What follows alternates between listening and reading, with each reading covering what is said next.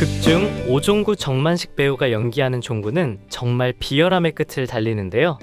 물론 최종 빌런은 오정세 배우라고 이미 나와 있지만 2화까지의 내용을 보면 정말 쓰레기 캐릭터인 것 같은데요. 다시 한번 오종구 대사를 상기하면 기억해? 윤동주 그놈의 금메달 사실은 약쟁이 메달이었다고 떠들어댔던 거. 그래, 그 더러운 소문 내가 다 퍼뜨린 거야.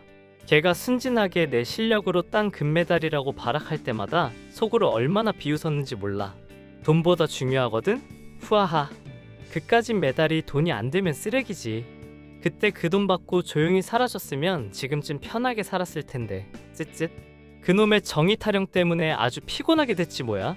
내가 보기엔 걔 금메달도 결국 내 손안에 있었던 거지. 라며 정말 쓰레기 같은 말만 하는데요. 이 오종구를 상기하면서 시작할게요. 구독과 좋아요는 정말 큰 힘이 됩니다. 감사합니다. 2화는 단 한순간도 놓칠 수 없는 속도감 있는 전개로 시청자들을 사로잡았는데요. 불필요한 장면은 찾아볼 수 없었고 뺑소니 사고 조사부터 강력 특별수사팀의 편성, 김종현의 트라우마, 윤동주의 고백을 거절하는 지안나의 모습, 고만식 팀장의 생명의 은인이 된 윤동주의 활약, 그리고 뺑소니 가해자로 지목된 이경일과 진범 민주영의 실체를 윤동주가 알아차리는 과정까지 모든 사건이 유기적으로 연결되며 빠르게 흘러갔습니다. 굿보이 2화에서는 올림픽 메달리스트 출신 경찰들이 한데 모인 강력 특별수사팀의 탄생과 함께 이들 영웅들의 개성 넘치는 활약이 눈길을 사로잡았습니다. 기존의 틀을 깨는 이들의 수사 방식과 각자의 전문성을 활용한 모습은 시청자들에게 신선한 재미와 짜릿함을 선사했죠.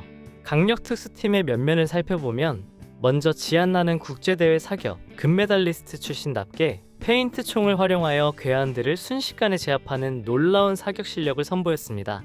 위급한 상황 속에서도 흔들림 없는 집중력과 정확한 조준으로 타겟을 무력화시키는 모습은 그녀가 왜 사격 여신이었는지를 증명하며 앞으로의 활약을 기대하게 만들었습니다.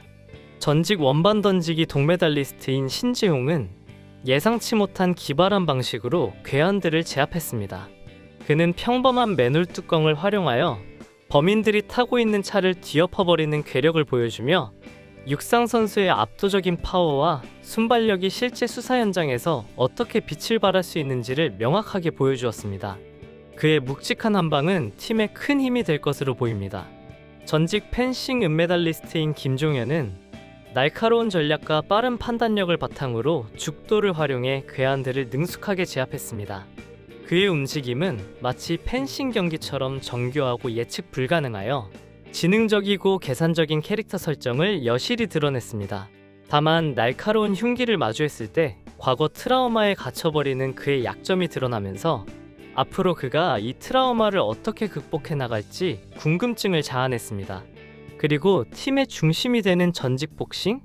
금메달리스트 윤동주는 맨주먹 하나로 다수의 금토끼파 조직원들을 일망타진하는 압도적인 전투력을 선보였습니다. 링 위에서 다져진 탁월한 맷집과 정확하고 강력한 펀치는 그가 단순한 주먹질이 아닌 고도의 기술과 체력을 바탕으로 범인들을 제압하는 모습을 보여주었습니다.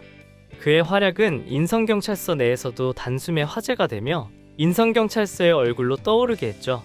이들의 눈부신 활약은 경찰청장 조판열의 눈에 띄게 됩니다. 조판열은 이 영웅들을 홍보에 적극적으로 이용하고자 강력 특별수사팀을 전격적으로 창설합니다. 이는 단순히 사건 해결을 넘어 시민들에게 경찰의 긍정적인 이미지를 각인시키고 조직의 위상을 높이려는 의도도 담겨 있습니다. 이 과정에서 김종현은 특수팀 합류 제안을 현명하게 거절하며 잠시 한 발 물러서는 모습을 보였는데 이는 그의 신중하고 냉철한 성격을 다시 한번 보여주는 대목입니다. 이처럼 강력 특수팀은 각 분야에서 정점을 찍었던 올림픽 메달리스트들이 경찰이라는 새로운 이름으로 뭉쳐 기존 수사팀과는 차별화된 방식으로 범죄에 맞서는 모습을 보여주며 시청자들에게 통쾌함과 기대를 동시에 안겨주고 있습니다. 이들이 앞으로 어떤 사건들을 해결하며 진정한 굿보이의 의미를 찾아갈지 귀추가 주목됩니다. 2화의 가장 충격적인 전개는 관세청 직원 이진수의 사망과 그 배우의 민주영이 있다는 사실이었습니다. 일화에 이어 윤동주가 연루된 뺑소니 사고와 이진수의 죽음으로 인해 다양한 사건들이 꼬리를 물고 이어졌죠. 지안나는 정체불명의 괴한들에게 습격을 당하고 이진수의 유류품 중 핵심 서류가 사라지는가 하면 윤동주가 어렵게 일망타진한 금토끼파 이상권에 대한 수사권마저 빼앗기며 사건은 점점 미궁 속으로 빠져듭니다. 특히 도난당한 서류를 찾으려 일당들을 쫓아가던 중 고만식 팀장은 마약 캔디를 먹고 미쳐 날뛰는 좀비 상태가 되었고, 김종현은 날카로운 흉기에 과거 트라우마가 발동하여 굳어버리는 위기 상황에 처하기도 했습니다. 그리고 그 서류를 갖고 도망쳤던 일당들은 성공 보스로 연병과 하얼빈으로 돌아가길 바랐지만 결국 서류는 민주영에게 넘어갔고 그들은 고스란히 죽음을 맞이하는 충격적인 엔딩을 맞았습니다. 이는 이진수의 서류가 단순히 중요한 것을 넘어 민주영의 거대한 비리를 폭로할 결정적인 증거였음을 암시합니다. 정황상 관세 공무원인 민주영은 러시아 마피아와 연계하여 마약을 국내로 들여오는 핵심적인 관문 역할을 하고 있었던 것으로 보입니다. 그리고 이진수가 바로 이 마약 밀수의 실체를 눈치채고 중요한 증거를 손에 넣자 민주영이 그를 살해한 것으로 추정됩니다. 이러해서 이진수가 금토끼파의 밀수품을 제보했던 것이 사실은 마약과 관련된 진실을 폭로하려던 시도였던 셈이죠.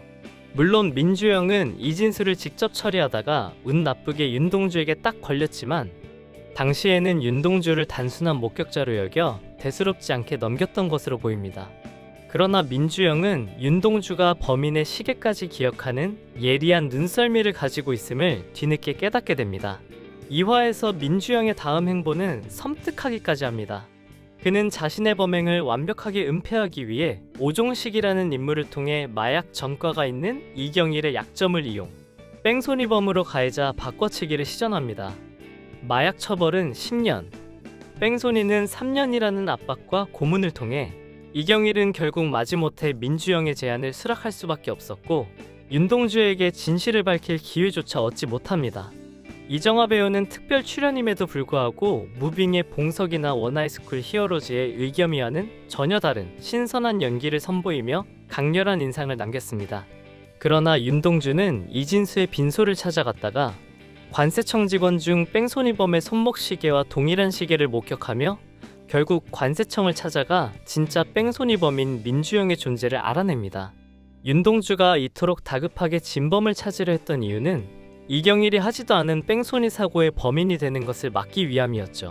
그는 일단 이경일의 어머니 정미자에게는 아들이 서울에 갔다고 둘러댔지만 그 전에 이경일의 무죄를 밝히고 그를 빼내와야 한다는 절박함을 느낍니다.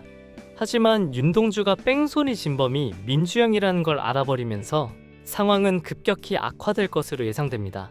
민주영 또한 윤동주의 얼굴을 알아버렸고 자신의 범행이 드러날 위기에 처하자 서둘러 사건을 수습하려 움직일 것입니다. 마약 밀수에 대해 조금이라도 알게 된 사람들은 가차없이 살해당했다는 점을 미루어 볼 때 관세청 직원 이진수가 금토끼파의 밀수품 제보 후 살해당한 사실이 이를 증명합니다. 게다가 이진수의 유류품인 서류를 빼앗기 위해 괴한들이 지안나의 집까지 습격한 것을 보면 이들은 경찰조차 두려워하지 않는 거대한 조직임을 알 수 있습니다. 이는 마약 밀수가 관세청과 심지어 경찰 내부까지 촘촘하게 연결되어 있으며 그 중간에 민주영이 있다는 무서운 사실을 시사합니다. 그리고 마약 밀수 조직과 연관되어 있다는 증표는 바로 동일한 디자인의 시계였습니다. 이상곤, 민주영, 그리고 오종식까지 같은 시계를 착용하고 있는 것이 포착되었죠. 민주영은 자칫하면 마약 밀수가 드러날 수 있는 뺑소니 사건을 은폐하기 위해 경찰을 크게 움직일 것으로 보입니다. 굿보이 사마는 윤동주의 절박한 싸움이 그려질 것으로 예상됩니다. 민주영은 이경일이 진실을 말하지 못하도록 마약 과다 투여를 유도하여 사망하게 만들고 이를 마약사범의 뺑소니 사건으로 조작하여 급하게 사건을 마무리하려 할 가능성이 매우 높습니다. 이경일의 죽음은 민주영의 범죄를 완벽하게 은폐하는 동시에 윤동주에게는 큰 좌절과 분노를 안겨줄 것입니다. 이경일을 구하기 위해 진범을 잡으려는 윤동주의 고군분투는 결국 이경일의 죽음이라는 비극적인 상황으로 몰고 갈 것으로 보입니다. 하지만 윤동주는 이에 굴하지 않고 민주영의 민낯을 파헤치기 위해 더욱 필사적으로 애쓸 것입니다. 아마도 3화에서는 윤동주가 민주영을 직접적으로 압박하며 대결 구도를 형성하거나 그의 뒤를 밟으며 결정적인 증거를 찾아 나서게 될 것입니다. 강력 특수팀 동료들, 특히 지안나와 김종현 등이 이 과정에서 어떤 도움을 주게 될지도 관전 포인트입니다. 과연 윤동주는 이경일의 억울한 죽음을 막고 민주영의 거대한 악행을 세상에 폭로할 수 있을까요? 다음 이야기가 벌써부터 기다려집니다. 오늘은 여기까지 할게요. 구독과 좋아요는 정말 큰 힘이 됩니다. 감사합니다. 안녕!